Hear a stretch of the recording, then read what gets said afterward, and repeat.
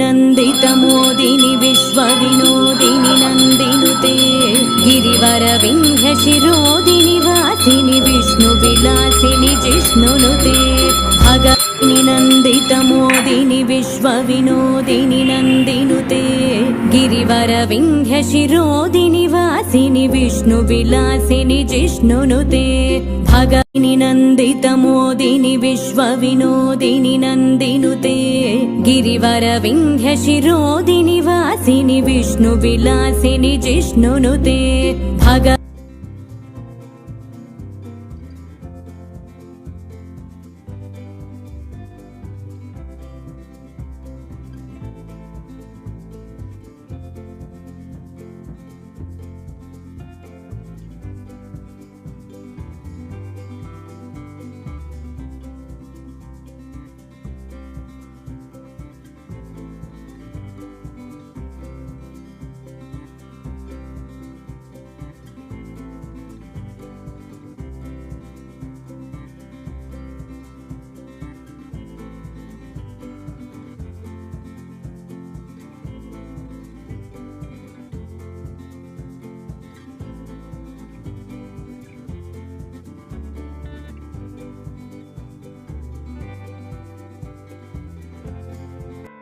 ఇదంతా పెద్ద అడవి ప్రాంతం.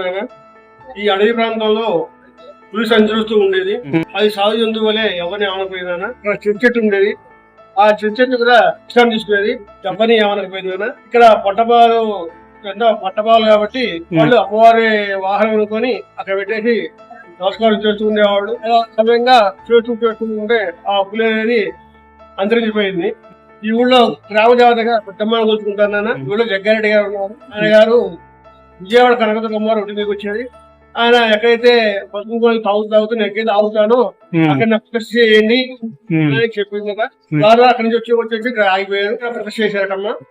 ఇక్కడ ఎవరికైతే వివాహం కాలేదో అమ్మవారి చుట్టూ ప్రదక్షిణ చేస్తే వివాహం అవుతుంది. సంతానం లేని వాళ్ళకి సంతానం కలుగుతుంది. కొత్త వెహికలైనా పాత వెహికలైనా అమ్మవారి దగ్గరికి వచ్చి పూజ చేసుకుని ఉంటారన్నా. ప్రతి ఆదివారాలు నిజంగా ఉంటారు. అలాగే ప్రతి కార్తీక రేపు ఇవాళ నుంచి కార్తీక మాసం నాన్న. ఈ కార్తీక మాసం నెల రోజులు కూడా స్వామివారి సూర్యుడికి పంచామృత అభిషేకం చేస్తారు నెల రోజులు కూడా. అలాగే ప్రతి నెల మహాశివరాత్రి రోజు రుద్రహోమం చేస్తాము. అలాగే ప్రతి పౌర్ణానికి చండీ హోమం చేస్తాము. ప్రతి మార్గశిర మాసంలో పవిత్రోత్సవాలు చేస్తామమ్మా. ప్రతి గురువారం నాడు సూర్యస్వామి 108 బంగారు పూలతో పూజ చేస్తాము. శుక్రవారం అమ్మవారికి అభిషేకం చేస్తాము. ప్రతి శనివారం మంగళవారం అభయాంజనేయ స్వామి వారికి ఆకు పూజ చేస్తాను నాన్న.